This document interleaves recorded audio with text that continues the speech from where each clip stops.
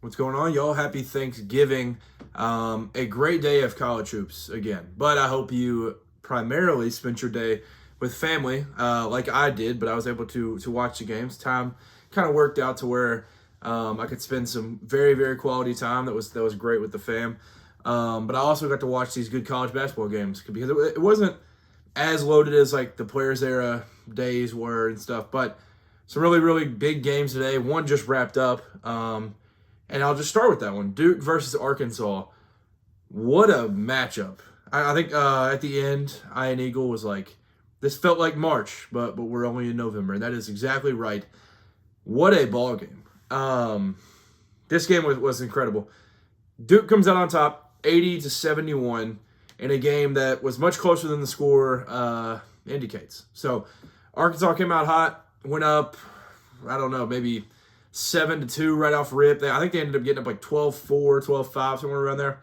Then here comes Duke. And it was led by a Cameron Boozer takeover.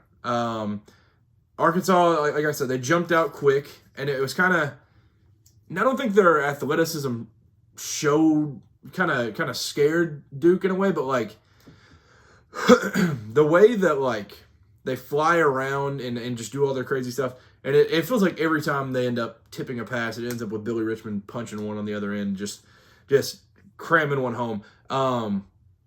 There's the athleticism for Arkansas kind of shined early, and then Duke kind of got settled in. So, like I said, I think it was like 12-5 maybe early. Arkansas started out hot, and then came Duke. So, Cameron Boozer was the one that really led this run. He had his own self-run. I took note of this as it was happening. He hit a 3, hit a 2, stole the ball, got an assist, and then hit a 3, 8-0 run by himself, and Arkansas called the timeout. He was unbelievable. It took a small amount of time. I'd say it probably took him about 10 minutes to get warmed up. So 10 of the 40. But once he was warmed up, he was warmed up. 35 points tonight, 9 rebounds, and literal dominance. There were literally probably 3 different times that he took over and said, we're winning this game. Cameron Boozer is the best player in the country. And I don't think that's even a debate as of right now. What an outing for him. And it was what he only had 3 assists, but it's what people were able to do like around him. Like he being able to find skip passes. I remember one to Dame Sarr that he had made that was like it resulted in wide open shots. Like he is unbelievable, not only scoring the ball, but also all the other intangibles that he brings. I mean, he literally could do no wrong tonight. He literally was throwing a lob to Gamba, and it goes in. He was doing one where he was like spinning, but shot it as he was spinning, and it goes in. Like, it was insane. One of the best highlight tapes I would imagine. Like, I haven't seen it yet because the game just wrapped up, but like when his highlight tape comes out, it's going to be like threes, off balance, different stuff. And then even just IQ-wise to know to not foul on that last one. I think it was Acuff getting downhill. To go shoot one, just knowing that Gamba is right there behind him and Gamba swats it and Duke rolls from that point on. Cameron Boozer is unbelievable. He is absolutely unbelievable. But I need to highlight Arkansas a little bit because I've been glazing Duke a little bit right here. So as good as Duke was, Arkansas, you got to see the vision. 8 deep, and it is a legit 8 deep. They play all 8 of these guys 19 plus minutes or 16 plus minutes. DJ played 16, but it's a legit, like, there's no weakness in this group. And I think honestly the X factor is going to end up being the front court. And I thought Malik Ewan came in off the bench and played some really good minutes. He played 20 minutes, had 7 points, but he's just super physical. Like literally his only flaw was on the short roll. He like lost the ball and then fouled right away. Like that was his only low light, I think, unless I'm blanking on something else. But I thought he played pretty well. The freshmen, they shined. Malik Thomas, 13 off the bench. He's a little bit of like a shot chucker.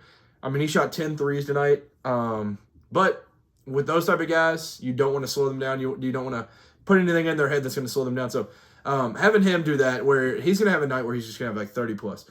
And then Darius Acuff, 38 minutes for him. Best player on the team. 21 points, 2 rebounds, 5 assists. Crazy.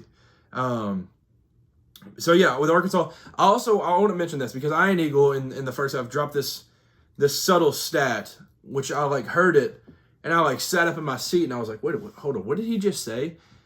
Arkansas, this just hit me that this is a thing. Arkansas is playing every single team from last year's Elite Eight. That's crazy. That is crazy. I think he said it's the first team in NCAA history to play every team the following year that they all went to in Elite Eight. So that Elite Eight included Auburn, Michigan State, Florida, Texas Tech, Tennessee, Houston, Alabama, and Duke. So obviously with Tennessee, Alabama, Auburn, and Florida, they're in conference play. But they've already played Michigan State, who lost to Auburn. They just wrapped up with Duke, who beat Bama. They still play Texas Tech coming up soon, and then they still play Houston at the end of December. That's crazy. That's unbelievable. So credit to them. Credit to the schedule makers. Credit to Calipari. They're going to be battle tested, and they'll get one of them. They're sitting here 5-2 right now, and probably they had a legit shot to win both of these. Neither of them did you feel like they were out of it, and there was no way they were going to win it. Both of them, they were very much alive in these games. And so Arkansas, like, the depth is a serious thing, and it's going to be really good. Because, like, DJ is going to have good nights. Like, it's sad for me, as a Kentucky fan, to see DJ Wagner go there and kind of see what he's turned into as kind of like a role player. But that's what they need him to be right now. And I think out of all guys, DJ is the one that I could see be like, you know what, I'll take that role. Like, I feel like that's definitely what he's saying right now. So, I thought it was good overall, though. Good minutes across the board. Like I said, Darius Acuff was the best player, but like Billy Richmond, the spark he brings off the bench every single night, he did it as well this one. So the 8-man rotation is perfect, and that's the OG Calipari way. That's how he's going to do it, and it worked tonight. Obviously, he didn't end up with the win, but still very, very impressive. But for Duke, they still have, they have depth, but the depth didn't necessarily pop off. And that was really the difference between the second half and the first half was the team points off the bench. Let me see if it ended up, what it ended up with. Okay, I can't see the bench points, I guess. But I remember at one point it was like 21-6 or something, and that's why Arkansas was flying back, remaining in it, and doing their thing. It was because of the points off the bench. Because Duke had 6 points off the bench, even though Nicholas Semenya, like he's gonna be fine. He had 4 points. I thought he played well outside of that with 5 boards, so like he did fine. But they had 6 on their bench, and for Arkansas they had 31 of their 71 was off the bench. So very, very impressive stuff from them off the bench. But yeah, Duke, this one is definitely like a where the team isn't overall clicking very well. Cameron Boozer can kind of will you to victory, and that's exactly why you want to bring this kid in. And the Boozers, we've known for a while, they're just winners. Like, they just win games. That's what they've always done. That's all they know how to do. Even though Caden didn't have the best night ever, Cameron showed up. And I thought Slim played well. Like, he had a steal late that didn't steal it, but helped you, helped kind of turn the crowd in a way that they start to have some more confidence if you're a Dookie. But he had 9 points at 3 threes, and it was like 3 threes like back to back to back, like right there, all in a row. And so if he's able to do something like that and hit some shots at some very important times, that's gonna be awesome. And then Caleb Foster played well. He had some tough buckets late, and 8 assists for him. So like I said, I said this in a previous video that they don't necessarily have a true point, but I think between Caden Boozer and Caleb Foster, there's enough there that, like, on a night where Caden's not playing great, Caleb can play 33 minutes, put up 15 points, 5 rebounds, and 8 assists. So, yeah, I mean, Duke's just good. They're not what they were last year, but that was a generational team. They're not going to be that. But big time win. Now they're, what are they, 8-0?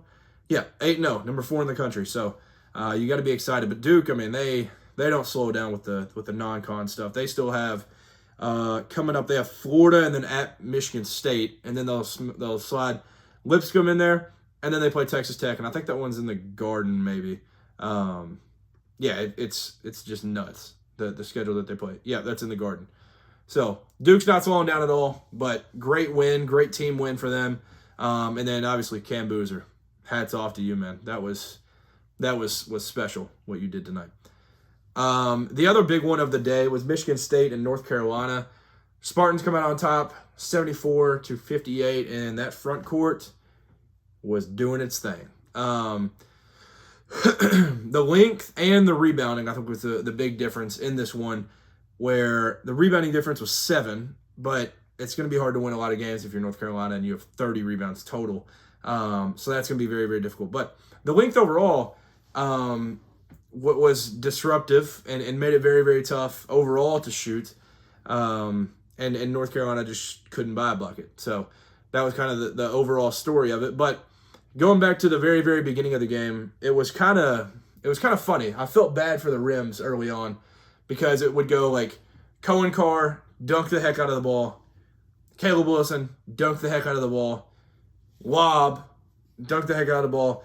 Caleb Wilson go again. Like, it was like just dunking the crap out of the ball off rip. And it was like I literally felt bad for the rims. I was like, they are dunking this so hard.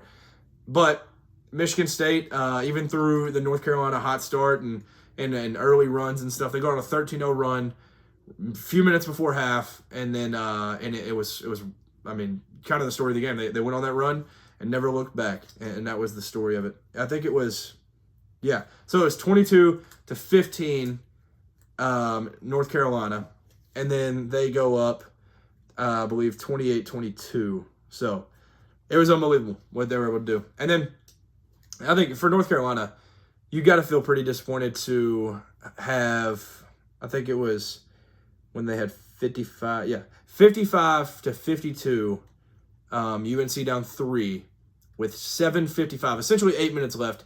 In those 8 minutes, North Carolina scored 6 points and kind of ran off the floor. Yeah, it's just not. You're not going to win too many games when you're doing that.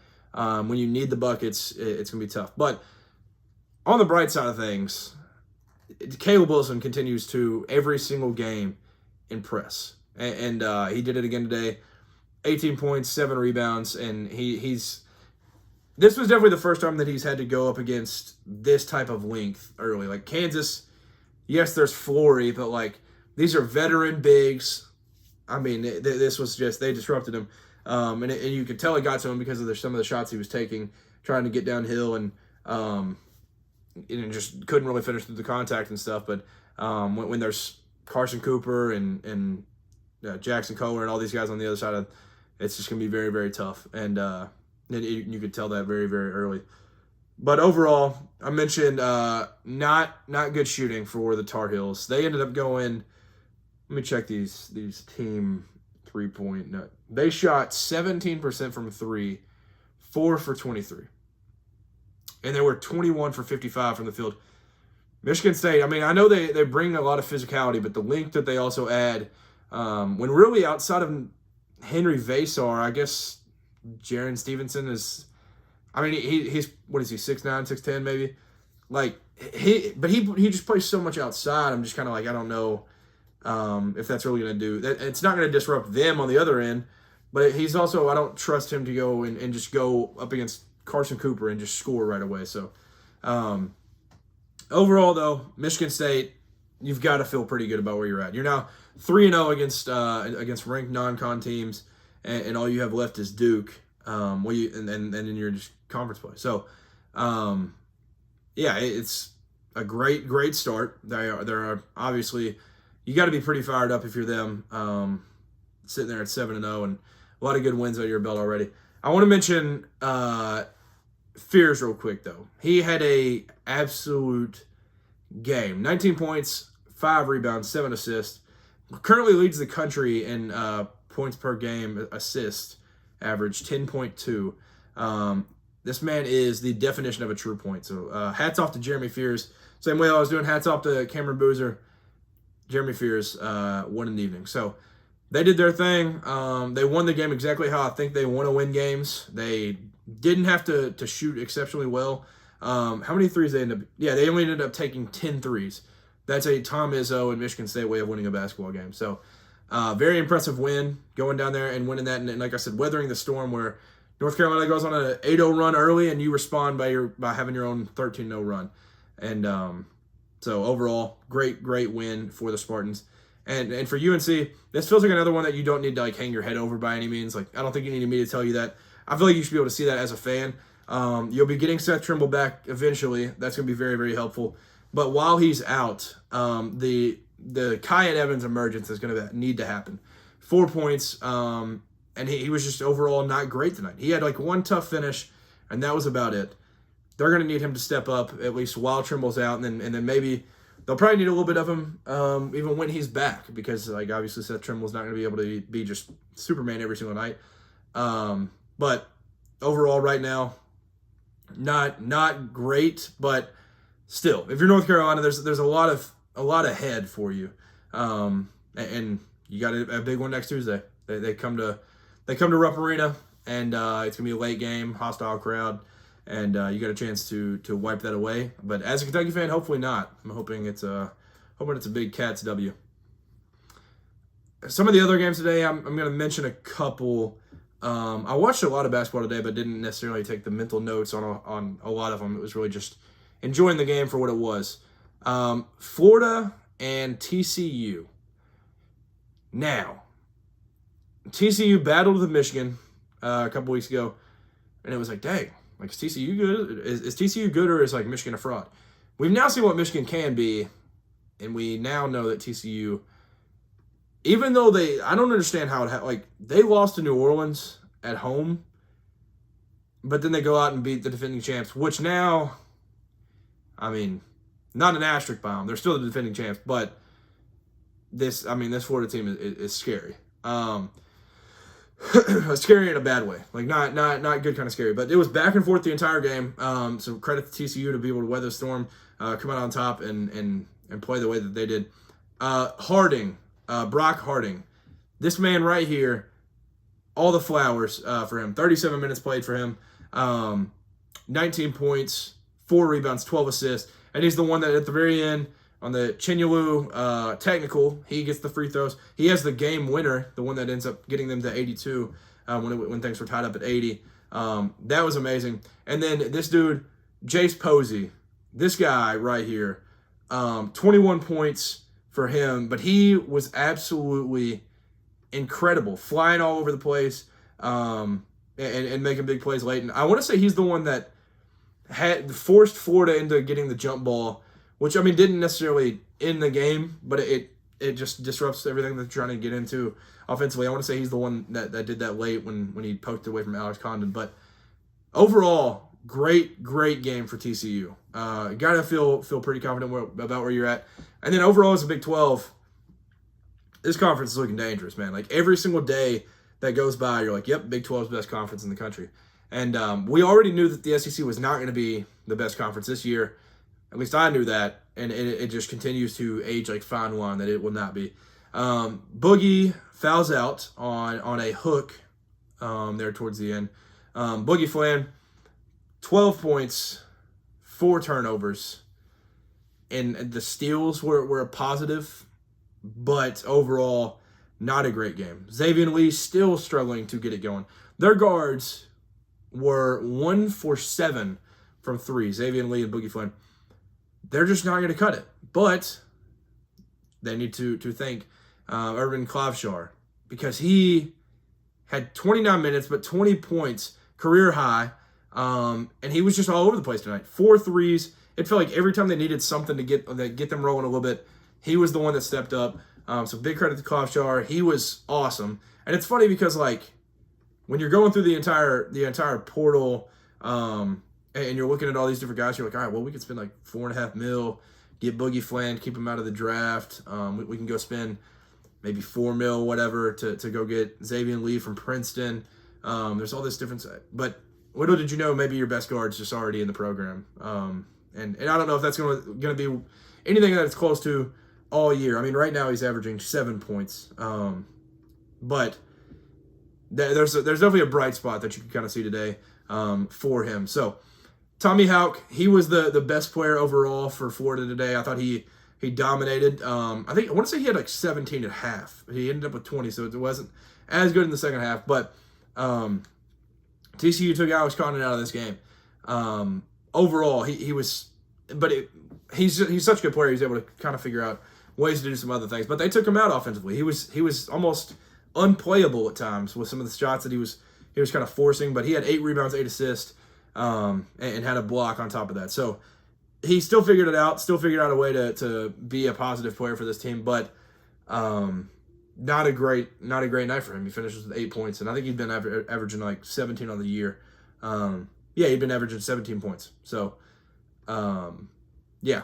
So, I mean, if you're Florida, I don't know if it's time to hit the panic button, but I think you got to at least consider it because it's not looking pretty, and it's all the guard play. That's all it comes down to. So, scary times.